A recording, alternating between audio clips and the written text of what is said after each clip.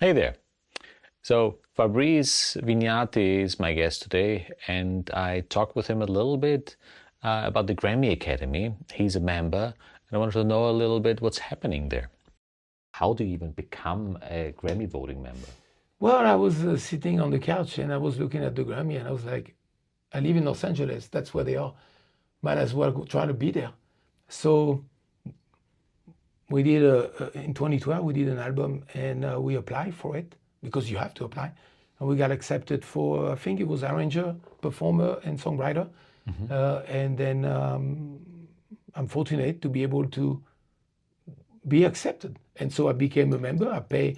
You basically pay your fee every year, and then you mingle with the people. You can go to the Grammy, and you had this wonderful community of people in all kind of genre of music, which is wonderful. All kind of ethnicity too, all kind of country. It's all over the world. It's a great way to be among your peers, to be among artists, musicians, not only artists, but as well producer, be engineer, and learn from them when you mingle with them. It's a great way to ask questions to the professional. All right. I think what's important is stay true to yourself, which somehow hooked up with people that you like and do a project that you enjoy. I mean, I enjoy doing my project. I'm not a Grammy winner, but who knows? It's important. Again, the Grammy is just something to. It's a great way to look at the future. It's a great way to improve yourself. However, it is just something that you cannot rely only upon. It's not gonna open your career, your business like we think it is. It's not. You got to keep working on it. So I think it's a good goal. It's an extremely healthy goal to be recognized by the people of the industry. So just apply for it when you have a song. Just apply to it, become a member, then apply, and then find a category if it's the right one. Otherwise, they will change you. And then as well, Because there are lots of categories, right? There are yeah, like there's a lot of hundreds categories. of different Oh, categories. Yeah. definitely too. Unfortunately, there is not one for us, which is crossover Gypsy Billy. There Well, is not, but I'm trying to find out a way where I can do that because it's not something. maybe that's something we need right now, right? Because Absolutely. crossover is happening more and more, And more and more, you and you know, doing it because too, yeah, and look at the way you won your Grammy. You won with a Johnny Cash songs that yeah. was redone into a different style. So So this is absolutely, happening more and more I because think the so. genre thing I think is so. So for getting young okay. people, it's important to be into the at the top of the business, and the Grammy is the top of the business when you Right, get right. recognized. So Okay. yes, get involved in it. But Okay. for me, it's mainly educational Right. and meeting people. Now, which equipment does he use for the studio? Which mics, which preamp, cables, and why? Let's see. Very simple. Number one, a great DAW. I use Logic, Use and Logic, I'm okay. addicted to it. I think it's great. So the first is this: get a good one, Why? because I think that everybody feels comfortable with one. One. Some are gonna be Pro Tools, some are gonna be Cubase. There's one that is for you. So try a few, and then like everything else, the guitars or the vocal mic, find the one that number one fits you. For me, it was Logic. For Tracy, it was Logic too. So that's important. Number two, a great audio interface. That's what I'm talking only. I'm not talking professional recording system. I'm talking about home studio, Yeah. which is really what we do with Tracy. We record most of it, the parts mainly home. But a great audio, An audio interface, and which one do you use? and I use Apogee. Now the Apogee. reason why I use Apogee is because they were when they started, they were hooked up with Apple. So they were in correlation with Apple. And since I use Logic, which was Apple, and since I use iMac, or G5, whatever, Towers, at that time was Tower, but now it's more iMac because they're so powerful. The Apogee felt that the company was really in tune with Logic and in tune with the Apple.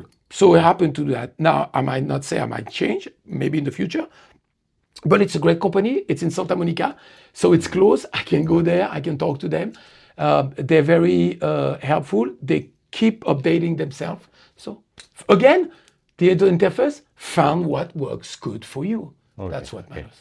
And so with microphones, any specific microphones? Microphone, we have about 4 or 5 microphones, and we didn't spend a lot of money on microphone. We have one tube.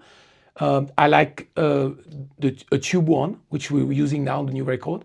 We have a bottle, the blue bottle, which is great, and then some unidirectional mic. Nothing expensive. I think it's all into the EQ. The microphone quality is very important, but I think that it's how you use it, like everything else. I heard something a while ago, and I really enjoyed it, because the recording industry is just exists because they were supposed to record music when people play together and have a good time. So the most important thing is the music still. So no matter with what you record, right? So you find your thing, right? So everyone has different preferences. You find your thing, and it's not about the recording itself. It's about like what you record. Correct. Right? But however, I will say that make sure that the quality is good. Right. That's very important. I mean, although it all goes into an MP3. So that's the things that's paradoxal, but that's it's big studio, big thing, and then everything is compressed into an MP3, but it doesn't matter. Don't think like this. Don't get affected by that. But the most important thing I just always, because I have students sometimes asking me those things, like, and it's just like, don't overthink that stuff neither. Right? Because just use good stuff. Try to improve your stuff there, but the music is probably the most important thing. And I would say most important too is that have gear that works. Right. Because you want to commit to the artistry, and you want to commit to your inspiration. So if you need to record something fast, that it works. You can record it fast, and you can commit and do. If somebody calls you for a project, always make sure it works. Yeah, perfect. Now, something different. You play a lot of live concerts. Yes. Any memorable live concerts you have, and why? Oh, one very important for me was in 2016. When I was a young kid in France, there was this outdoor theater called the Théâtre de Verdure. And when I was a young kid at the age of maybe 6 or 7, I used to go up and down that stage, which was in the park. It's huge, it's big, it's a long stage. And I would say I would do this, and my mom didn't know what I was doing, and I was running, and so I said to my mom, one day I will come and play on that stage with my own band and own music. And 40 years after, I made it on that stage with Tracy. It's on YouTube, you can see it, at Théâtre de Verdure. And we did an 1.5-hour concert. That was amazing to do exactly what I was doing when I was a young kid. I was on stage. I couldn't believe that it was actually happening. I had to wait all that time. So be patient. Wow. And so this was a memorable thing. It was in Europe? Where? Yeah, that was in France. France? Yes, in Aix-les-Bains, where I was born. Okay. Next in the Alps. Are there any experiences you had, some horrible experiences, some things you would like to forget? Or is yes. Nothing. No, there's always one. There's actually more than one. But this one was not because of us. It was basically how it happens. We were opening for the Big Bad Voodoo Daddy at the Saban Theater in Beverly Hills, and we did the first sound check, and they obviously forgot our sound check. Yeah. And then when the band after us play, they had a different setup, different numbers on their sound check, and I guess they mixed the two of them, and then the microphone suddenly didn't work.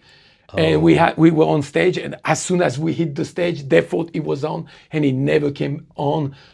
I mean, for a long time, maybe 10 minutes, and we were on stage doing nothing. The and so we play instrumental. Now, that is something I want to say about young people. This is why it's important to know how to play instrumental music, what is important to know instrumental songs, to play jazz or anything. You can improvise on the spot. And that's what, since we had no microphone to sing, we had to play, we had to play something that was instrumental, because that's the only thing that was... Right. Because the audience is still waiting. Correct. Right? So we play, and that's why it's important. Make sure you know instrumental music if you're a singer-songwriter, and because you might find yourself in a situation where the microphone are not on or not working, and everything else works. And then he came back on, but we had to fill up 12 minutes of non-music. So that was not happy. I was not happy. However, there's so many others. That's just life. Yeah, that's just life. That's happening. Yeah. So another big thing is breaking into the music industry. So I asked what his approach would be. Number one, be among the people you want to be. So that means conferences. Go to conferences like the NAMM show, for example. I give just one case. For everyone who does not know, the NAMM show is like North American Music Market. Yes, it's called, right? Right. And it's like happening once a year. But there are many conferences. Yeah, right? there's many. APAP is another one where there's a performing arts center.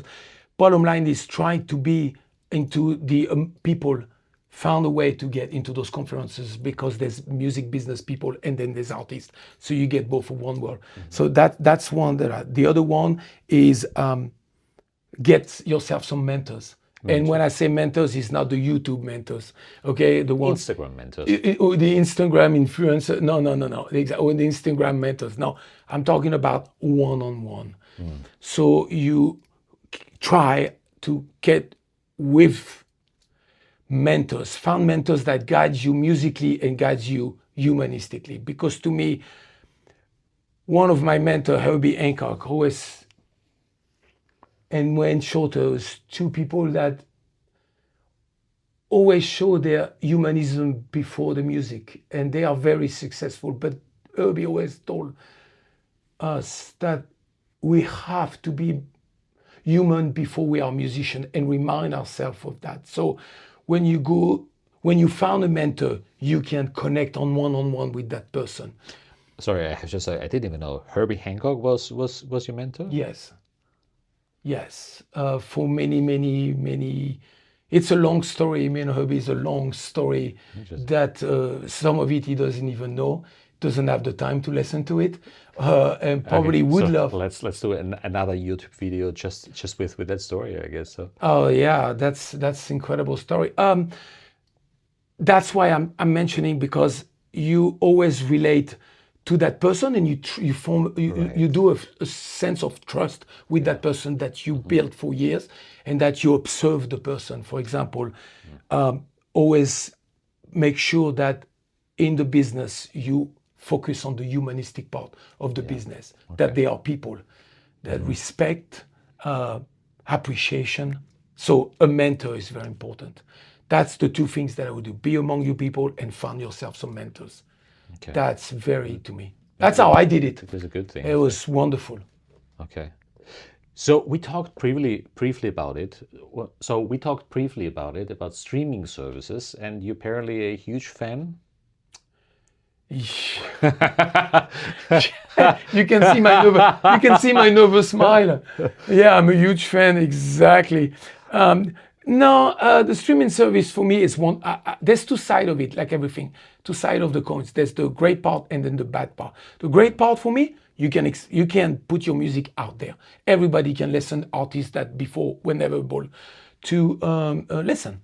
That's the great part. So it's open up to many artists and to many kind of music that we were not aware of it.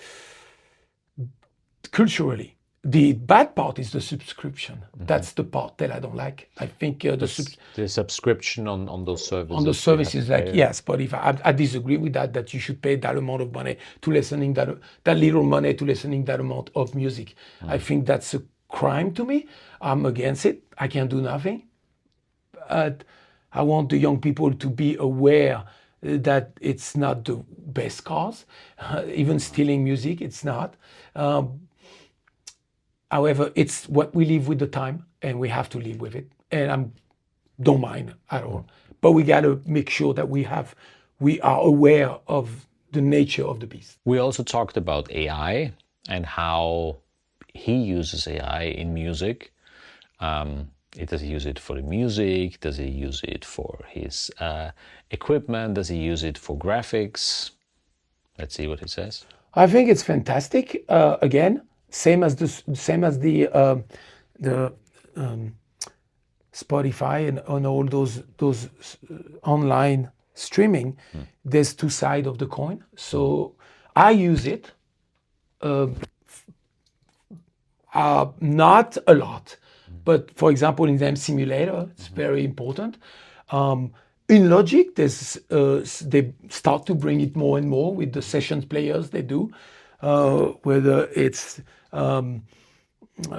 the keyboards or you can use it. You can all do that. If you want to do a demo very fast, do a demo very fast. That's it. Now the other side of the copying, that's the dark side of AI, which people are going to use it for other self gratification, or maybe because laziness. So it can get you to the laziness of that. It's a great topic. It's a long topic to go in.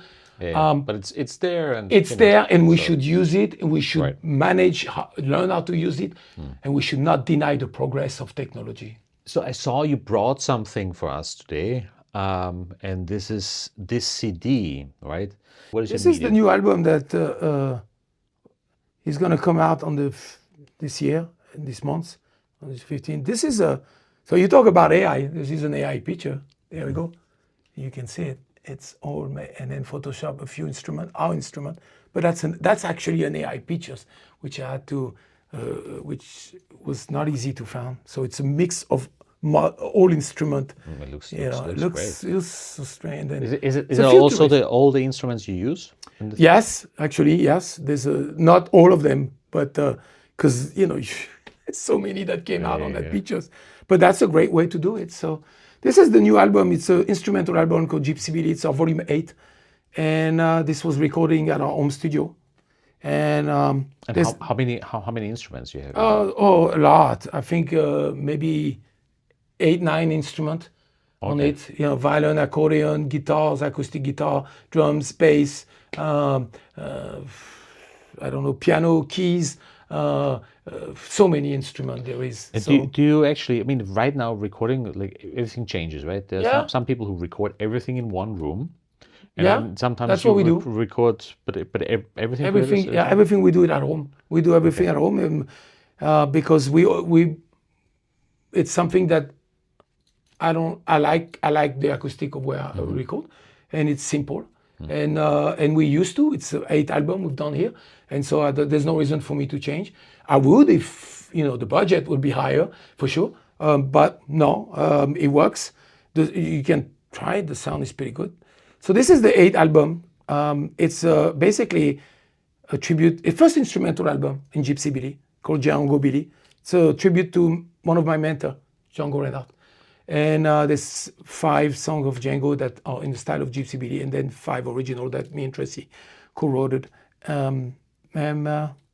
Get it? So we'll listen to one song right now from the album. Yeah, definitely. And check it out. Yeah, thank you. Thanks for sharing. And thanks for coming here today. Appreciate it. My pleasure.